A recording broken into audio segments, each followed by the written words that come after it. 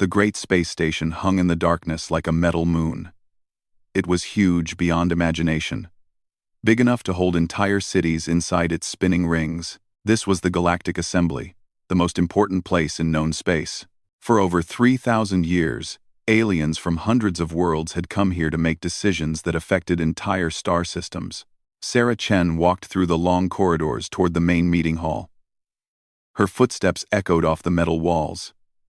She was the human ambassador, but she felt very small in this place. The hallways were built for creatures much larger than humans. Some of the aliens here were the size of buildings. Others were made of living gas that floated in special containers. A few looked almost like humans, but with blue skin or extra arms. Sarah had been coming to these meetings for 5 years now. In that time, she had watched the other species treat humans like annoying children. They smiled when humans spoke, but their smiles were not kind. They were the smiles adults gave to babies who said silly things. The meeting hall was enormous. Thousands of seats filled the space, arranged in circles that went up toward the ceiling. Each section was designed for different types of aliens. Some seats were filled with water for fish-like creatures. Others had special gas mixtures for beings that breathed methane instead of oxygen. The human section was tiny, squeezed between the insect people from Kepler 442 and some floating jellyfish things that spoke in color patterns.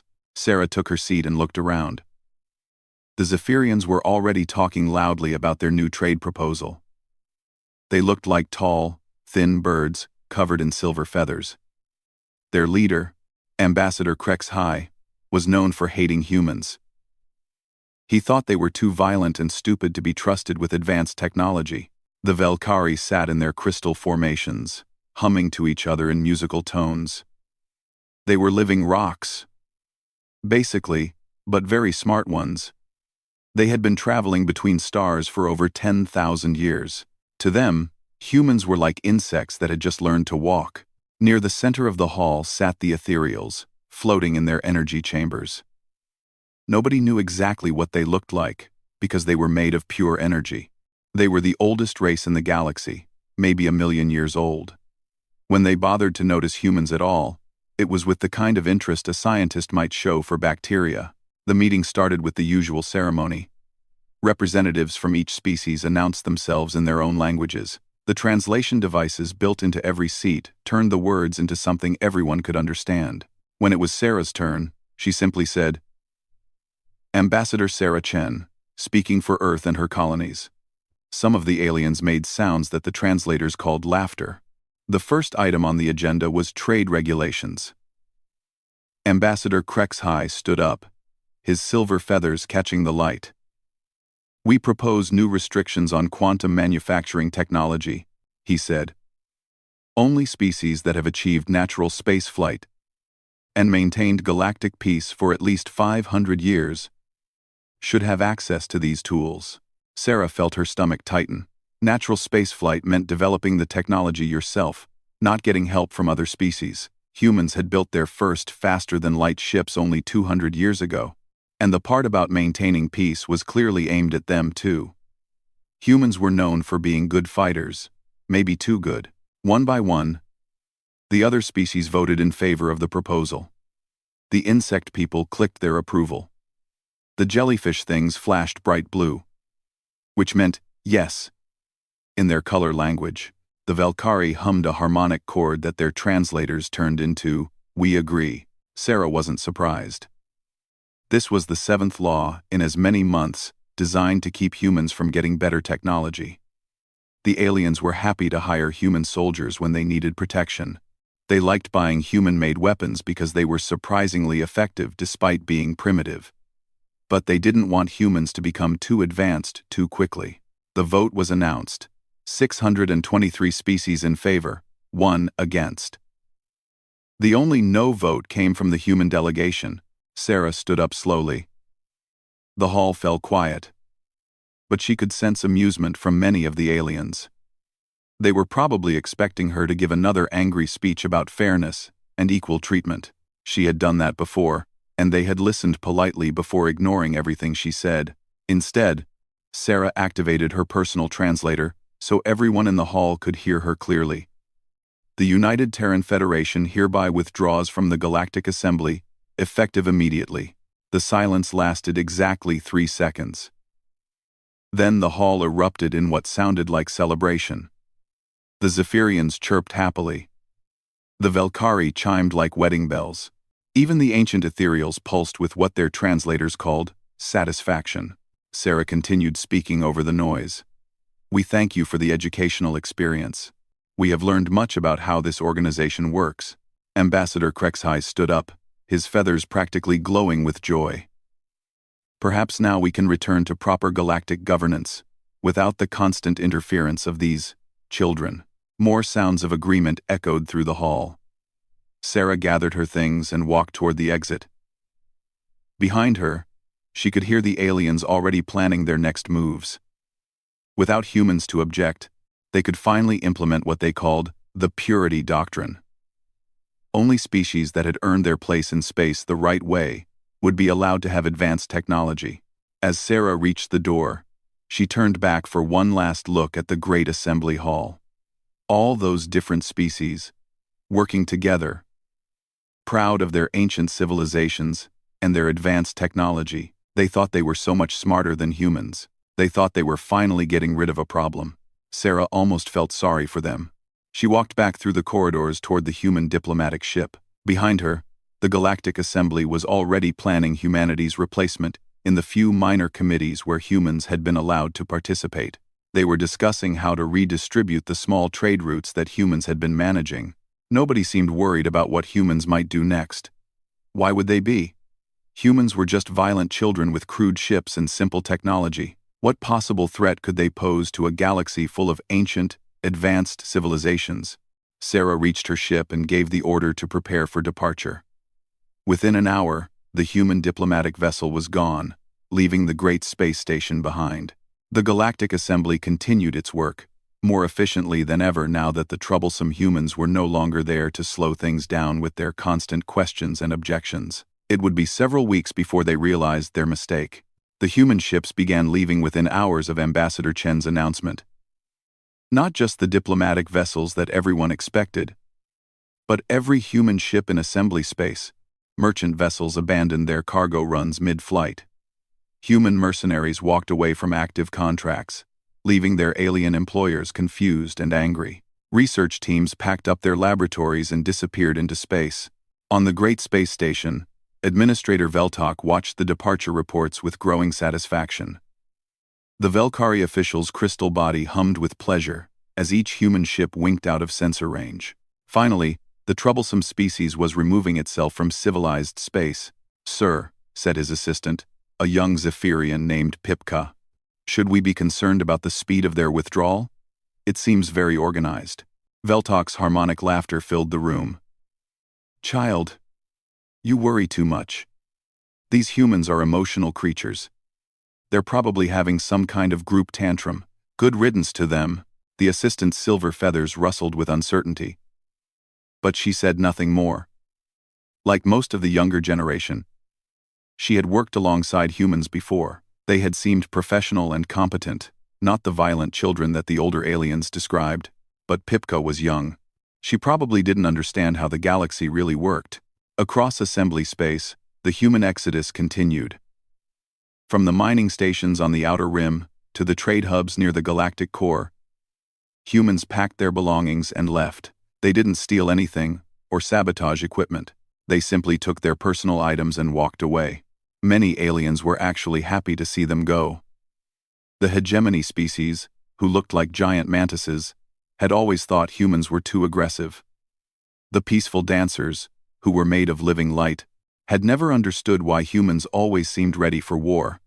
Now their colonies could focus on art and philosophy without worrying about human military exercises nearby. For the first few days, everything seemed better. The assembly passed new laws faster than ever before, without humans asking annoying questions about fairness and equal rights. The older species could finally implement their vision of proper galactic order. Trade flowed more smoothly without human ships clogging up the shipping lanes with their crude but numerous vessels. Then the problems started.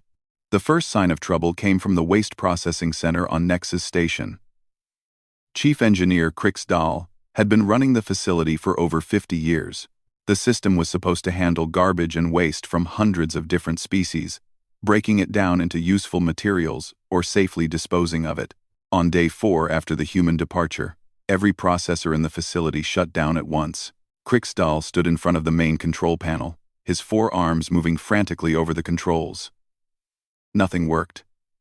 The backup systems came online, ran for a few hours, then overloaded and shut down too. "Get me the technical manuals," he told his staff. "Something has gone wrong with the quantum conversion matrix." But when they pulled up the technical documentation, they found something strange.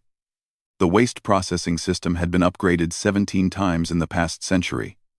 Each upgrade had made it more efficient and powerful. But looking at the plans now, nobody could understand how the current system actually worked. The quantum waste converter was supposed to be impossible. It turned garbage directly into usable energy with 97% efficiency. The math behind it was so advanced that even the ethereals would have trouble understanding it. Yet somehow, it had been built and had been working perfectly for decades. The only technicians who really understood the system had been humans. Human engineers had designed most of the recent upgrades. They had maintained the equipment and trained the alien staff, but their technical manuals were written in human mathematical notation that was completely different from standard galactic systems. "Get me a human engineer," Kriksdal demanded. His assistant, a nervous Zephyrian, ruffled his feathers. "Sir, all the humans have left. The last human ship departed yesterday. Then contact Earth. Offer them whatever they want. Sir, Earth has closed all communication channels. They're not responding to any messages." By the end of the week, Nexus Station was drowning in its own waste. The backup disposal systems couldn't handle the volume. Garbage piled up in storage areas that were never meant to hold so much material. The air recycling systems started to struggle as they tried to process contaminated atmosphere, but the waste problem was just the beginning. Trade routes that had operated smoothly for decades suddenly became dangerous. Pirates attacked merchant ships with frightening boldness. The Skull Raiders, a group of criminals from the Dark Nebula, hit 7 major shipping convoys in 5 days. Their attacks were perfectly coordinated, as if someone had given them detailed information about ship schedules and cargo manifests. Admiral Zekth of the Assembly Defense Force studied the attack reports with growing confusion. The Skull Raiders had always been a minor threat, picking off isolated ships or hitting poorly defended outposts. They didn't have the ships or organization for this kind of campaign. "Sir," said Lieutenant Commander Yexhai, an analytical specialist. "I've been looking at the patrol schedules. The areas being attacked are all sectors that were regularly patrolled by human ships." Admiral Zekth's insect-like mandibles clicked in irritation. "Are you suggesting that humans were protecting these trade routes?" "Not protecting, sir. But their patrol patterns might have kept the raiders away, without anyone realizing it." The Admiral reviewed the data himself. Human ships had indeed been regular visitors to all the affected systems. They claimed to be conducting training exercises and equipment tests. The Assembly had tolerated these activities because humans paid for their own fuel and didn't interfere with local operations. Now it seemed that those innocent training flights had actually been security patrols. The humans had been keeping the shipping lanes safe, and no one had noticed until they stopped. The worst news came from the Outer Rim. For 300 years, the Assembly had been fighting a slow war against the Devourers, machine intelligences from outside the galaxy. The Devourers consumed everything they touched, turning planets into raw materials for building more of themselves. A chain of battle stations had kept them contained in a small section of space near the galactic edge. General Krex Moore was reviewing the daily reports when the emergency alarm sounded. Lights flashed red throughout the command center as data poured in from the battle stations. "Sir," shouted Communications Officer Texiel, "we're getting distress calls from Battle Station 7. They're reporting massive system failures." "What kind of failures?" "Everything, sir. Life support, weapons, shields. The station's defense grid is completely down."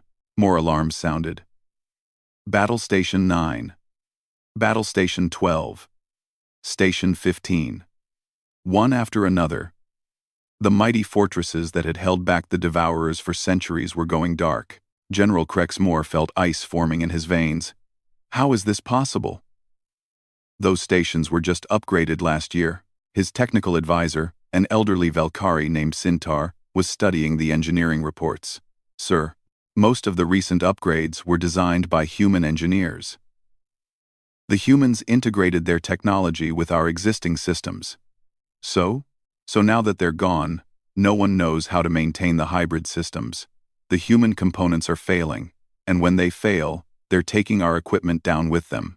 The general stared at the tactical display. Red warning lights marked every battle station along the outer rim.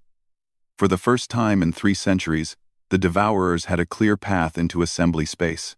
Contact Earth immediately, he ordered. Tell them we'll pay anything they want.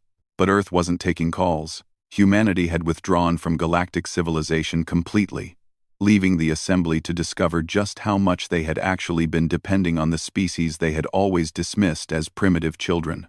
The Devourers began their advance the next day. Dr. Vexhai worked through her 3rd straight day without sleep. The analytical collective had sent their best scientists to figure out why everything was falling apart, and she was running out of ideas. Around her, the Nexus Station laboratory hummed with equipment that was trying to analyze the failed systems. The waste processing failure had been bad enough, but now similar problems were appearing everywhere. Transportation systems that had worked for centuries were breaking down. Communication networks were developing strange errors. Even the artificial gravity generators were starting to fluctuate in ways that made no sense. It has to be connected, Vexhai muttered to herself, her tentacles moving rapidly over the control panels. Every failure involves systems that humans have worked on. She had been studying the quantum waste converter for days now, trying to understand how it worked. The technology was clearly beyond anything the assembly possessed. The mathematical principles were so advanced that even her augmented brain couldn't follow all the calculations. But there was something familiar about the math, something that nagged at her memory.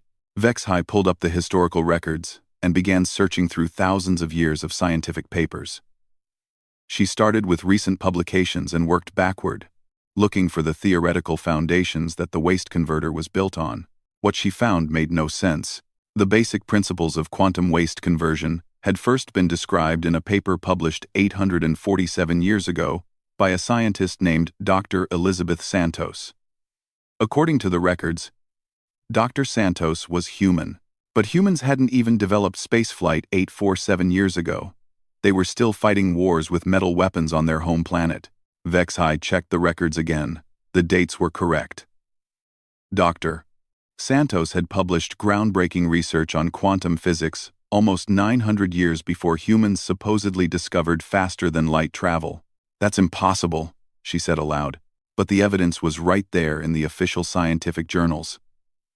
Dr. Santos had published over 30 papers on advanced physics between 847 and 834 years ago. Her work had been read by scientists across the galaxy. Some of the most important technological advances in assembly history were based on her research. Yet according to every official record, humans had only joined galactic civilization 200 years ago. Vexhai felt her sanity slipping. She ran the searches again, looking for any sign that the records had been tampered with. But everything checked out. The papers had been peer-reviewed by respected scientists. They had been cited in thousands of later publications. The work was genuine. She expanded her search, looking for other impossible human scientists. What she found terrified her. Dr. Marcus Webb had published revolutionary papers on artificial gravity 1,200 years ago. Professor Liu Chen had solved the mathematical problems behind galactic translation matrices 1,847 years ago. Dr. Amara Okafor had written the theoretical foundation for jumpgate technology 2,156 years ago. All of them human. All of them publishing advanced scientific work thousands of years before humans were supposed to have advanced science. Computer, Vexhai said, her voice shaking. Search all historical records for human names in scientific publications before the year 200 Galactic Standard. The computer worked for several minutes, processing millions of documents. When it finished, the results filled the entire wall display. Thousands of names. Thousands of papers. Human scientists had been contributing to galactic knowledge For over 3,000 years, Vex-High stared at the display until her eyes hurt. Either the historical records were completely wrong, or humans had been secretly involved in galactic civilization for millennia. She started pulling up individual papers, reading the research that had supposedly been done by humans before they had science. The work was brilliant. These weren't primitive people fumbling with basic concepts. These were advanced scientists who understood physics and mathematics better than most modern researchers. Dr. Albert Einstein's work on spacetime had been published 3,847 years ago, and was still the foundation for how ships traveled between stars. Professor Marie Curie's research on energy manipulation was the basis for every power system in the galaxy. Dr. Isaac Newton's mathematical principles were taught to school children on every world, all human. All published thousands of years before humans supposedly existed as a spacefaring civilization. Vex-High felt sick. She ran a new search, looking for any mention of time travel in the classified research databases. Most of the results were locked behind security clearances she didn't have. But she found enough to confirm her worst fears. Time travel was real. It was possible.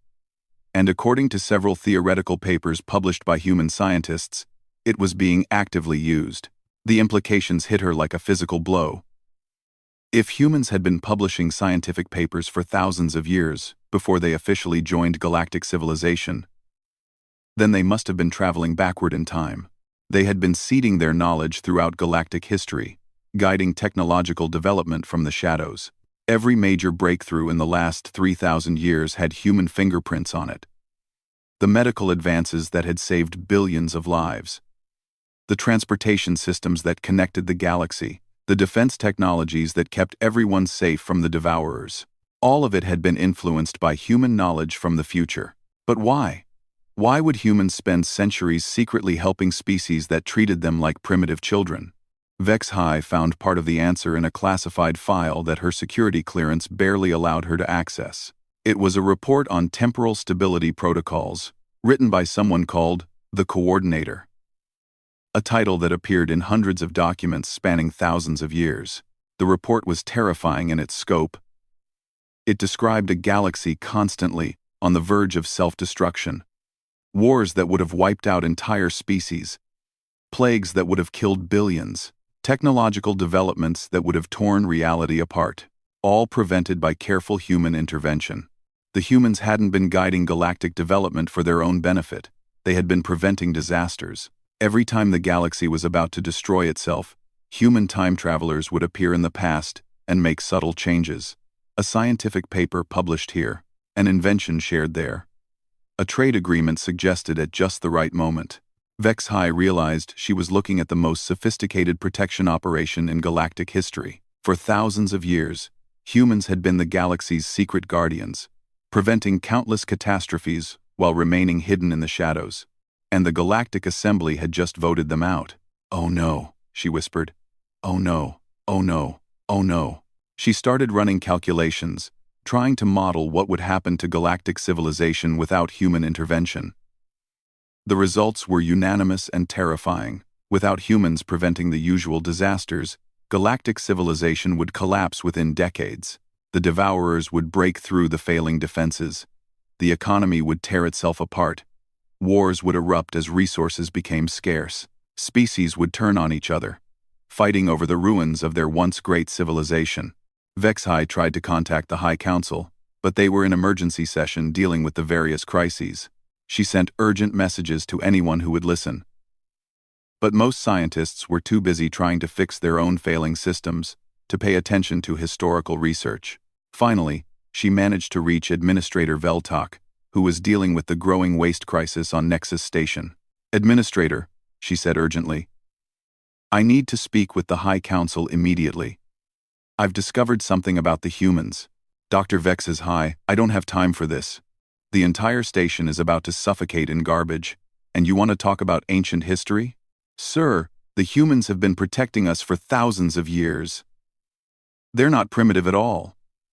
They've been using time travel to prevent galactic disasters, and we just voted out our own protectors." There was a long silence on the communication channel.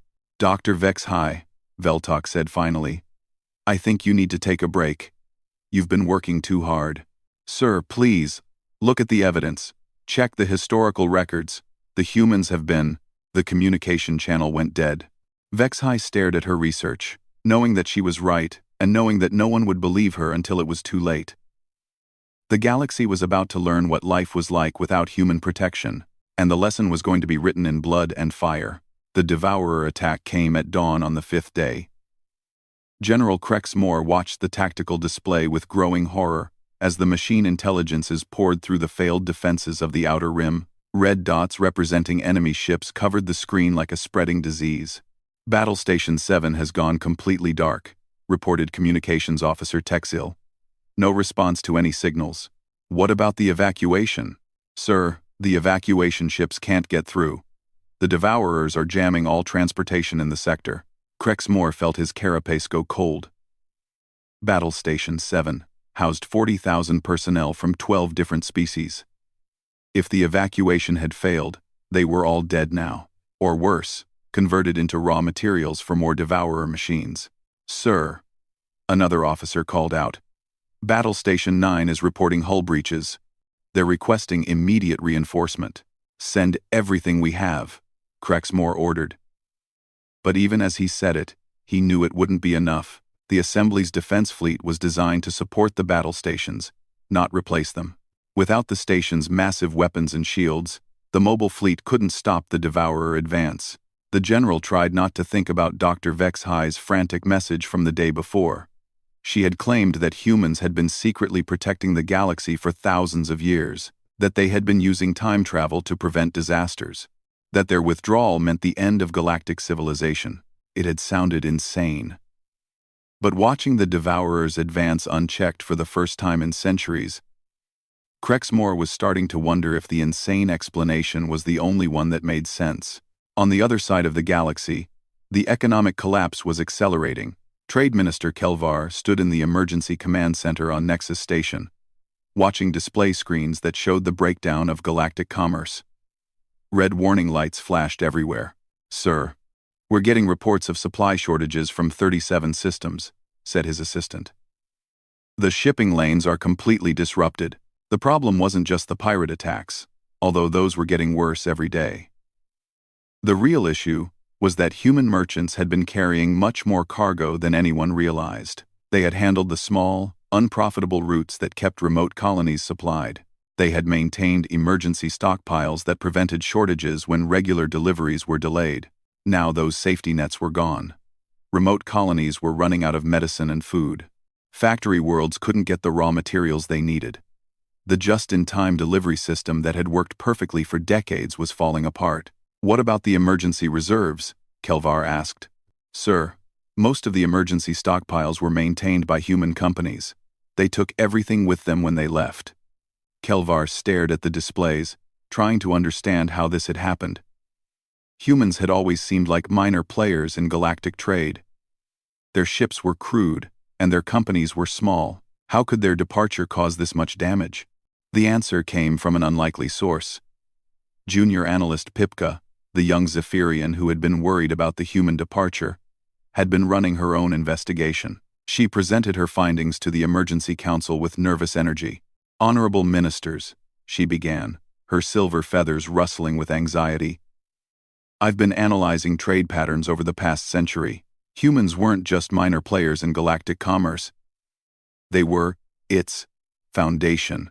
She activated a holographic display that showed the flow of goods throughout the galaxy. Human companies handled 67% of emergency supply runs.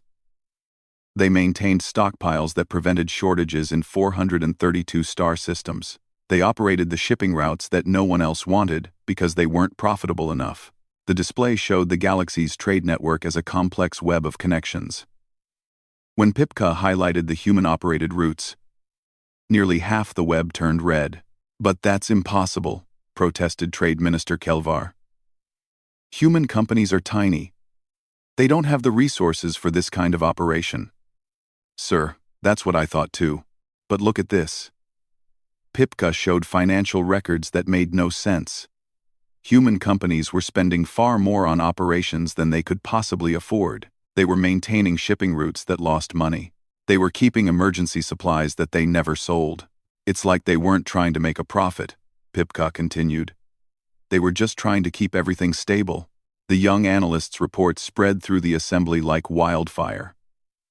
Other investigators began finding similar patterns in every sector. Human research teams that published discoveries but never patented them. Human security forces that patrolled areas they had no business protecting. Human engineers who designed improvements to alien systems and then gave the plans away for free. Dr. Vex High's historical research suddenly didn't sound so crazy anymore. The breakthrough came when Senior Archivist Golton of the High Council gained access to the most classified files in assembly history. What he found there confirmed everyone's worst fears. The files were marked Temporal Security, Ultimate Classification. Inside were thousands of reports spanning millennia, all signed by someone called the Coordinator. The reports described a galaxy constantly on the verge of disaster and the subtle interventions needed to keep it stable. Report 1847A prevented Zephyrian-Velkari War through strategic trade agreement, introduced Professor Chen's gravitational mathematics to both sides, ensuring mutual dependence on shared technology. Report 2156B Devourer breakthrough imminent, initiated development of enhanced battle station defenses. Dr. Okafor's theoretical work on energy shielding should provide foundation for necessary upgrades. Report 3247C Economic collapse averted through careful management of supply chains. Human merchant operations will maintain stability while allowing natural growth patterns to continue. The reports went on for thousands of years. Every major crisis in galactic history had been quietly prevented by human intervention. Every technological breakthrough had been carefully timed to prevent disaster. Every peace treaty had been guided by human diplomats working behind the scenes.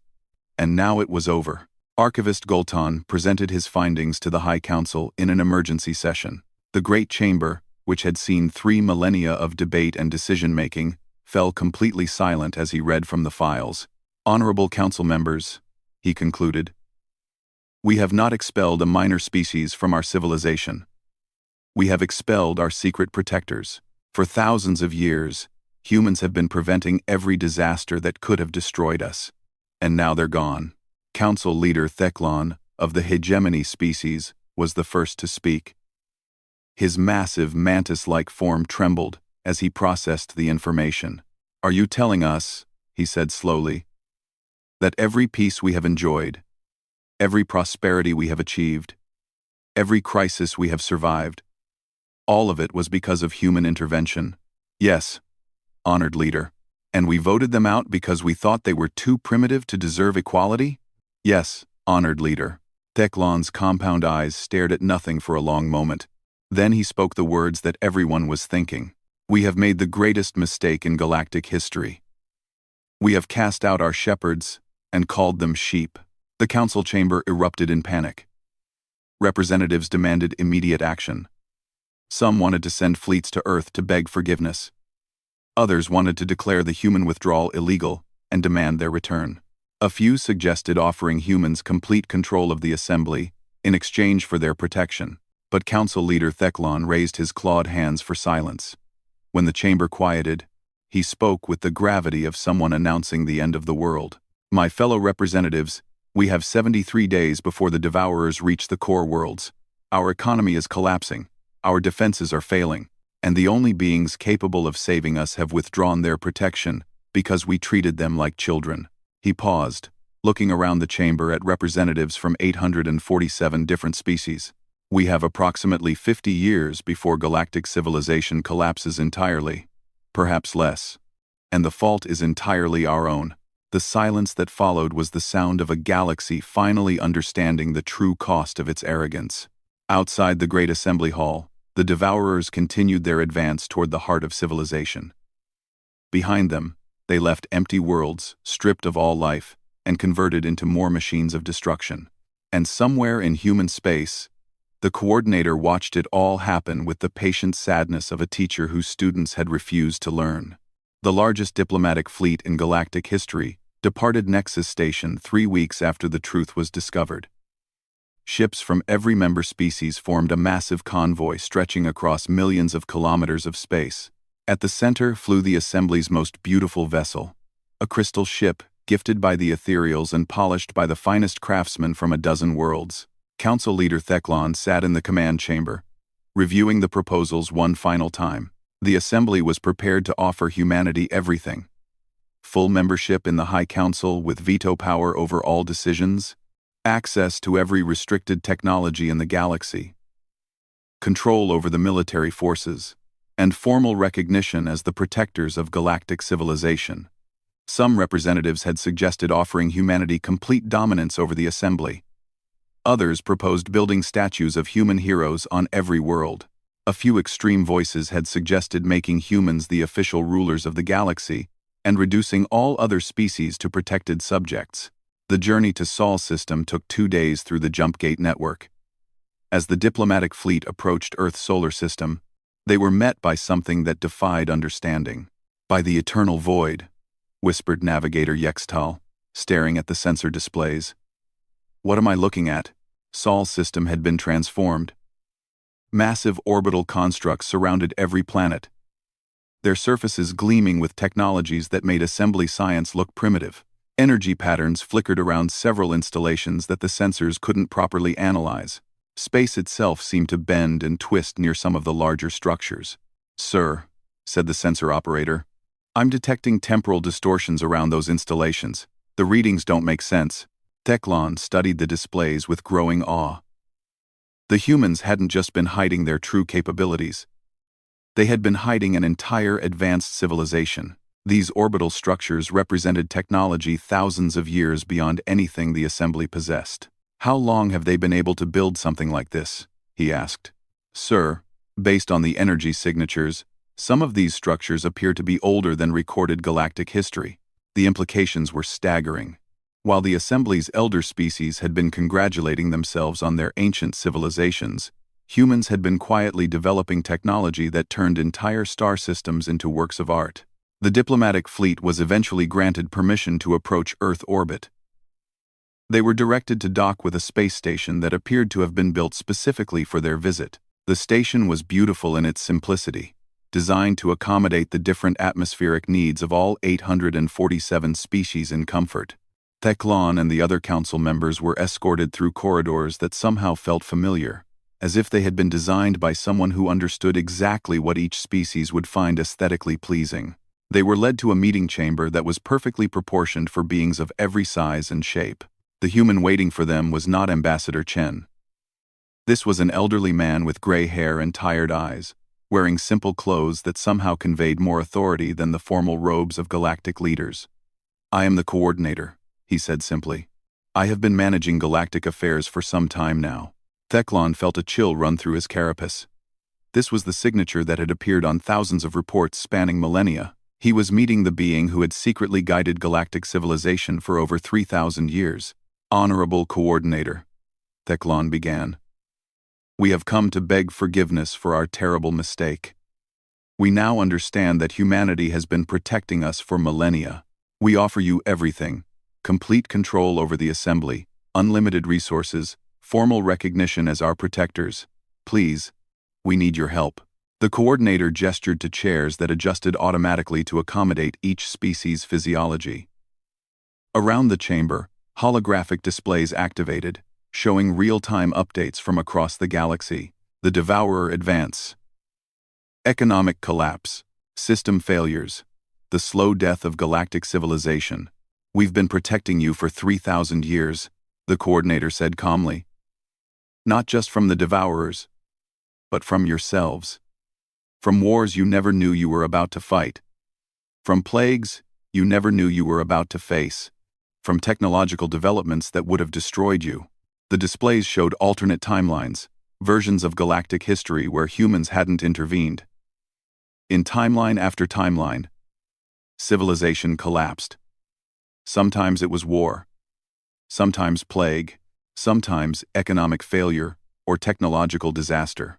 In every case, the galaxy burned within a few centuries. "But you voted us out," the coordinator continued. "Your assembly made it very clear that our protection was unwanted. You called us primitive. You restricted our access to technologies that we had actually invented and shared with you centuries ago. You treated us like dangerous children. 200 Brad. Ambassador Krexhigh of the Zephyrians stood up, his silver feathers trembling. We were wrong. We were terribly, criminally wrong. We didn't understand. Please, you must help us. Must we? The coordinator asked gently. Why? Because. Because. Billions will die. Civilization will collapse. The devourers will consume everything. And why is that our responsibility? The question hung in the air like a physical weight. Theclon realized he was looking into the eyes of someone who had spent thousands of years preventing galactic disasters, only to be thanked with suspicion and restriction. You're right to be angry, Theclon said quietly. We treated you terribly. We took your protection for granted and gave you nothing in return. We have no right to ask for your help. Thanks for watching. We have no right to ask for your help. We're not angry, the coordinator said. Anger would be a waste of energy. We're simply giving you what you asked for. We asked for your protection. No, you asked us to leave. You voted us out of your assembly because you didn't want primitive humans interfering with your advanced civilization, so we're honoring your decision. More representatives tried to speak, offering bribes and concessions and desperate promises. The coordinator listened patiently to each plea, then shook his head. You've had 3,000 years to recognize what we were doing for you, he said. 3,000 years to treat us as equals, instead of as useful barbarians. Instead, you passed law after law to keep us in our place. You celebrated when we finally left. He stood up, and somehow the simple action carried more authority than any grand gesture from galactic royalty. Perhaps in a few centuries, when you've learned to value what you had, we might reconsider. Until then, you're on your own. How long? Whispered Dr. Vexhigh, who had managed to join the delegation despite her lower rank. How long do we have? The coordinator's expression softened slightly. Our models suggest that galactic civilization will collapse completely within 50 to 70 years. The devourers will break through your remaining defenses within 6 months. Economic systems will fail within 2 years. Social structures will begin breaking down within 5 years. He activated one final holographic display, showing the projected timeline of galactic collapse in horrifying detail. But there's a chance, he continued, a small one. If your species can learn to work together instead of competing for dominance, if you can develop actual cooperation instead of political theater, if you can put aside your arrogance and fear, you might survive long enough to rebuild. Will you help us learn? Theclon asked desperately. We've been trying to teach you for 3,000 years. You refuse to learn. Now you'll have the chance to learn the hard way. The diplomatic fleet departed Sol System in defeat. Every representative knew the same terrible truth. They had perhaps 50 years before everything they had built crumbled into dust. The only beings capable of saving them had just politely declined to do so. As the assembly ships disappeared into the jump gate network, the coordinator stood at an observation window watching them go. Around him, the orbital structures of Sol System hummed with power that could reshape reality itself.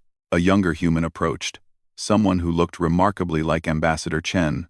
Was that wise? She asked. Letting them fail? The coordinator sighed, suddenly looking every one of his many years.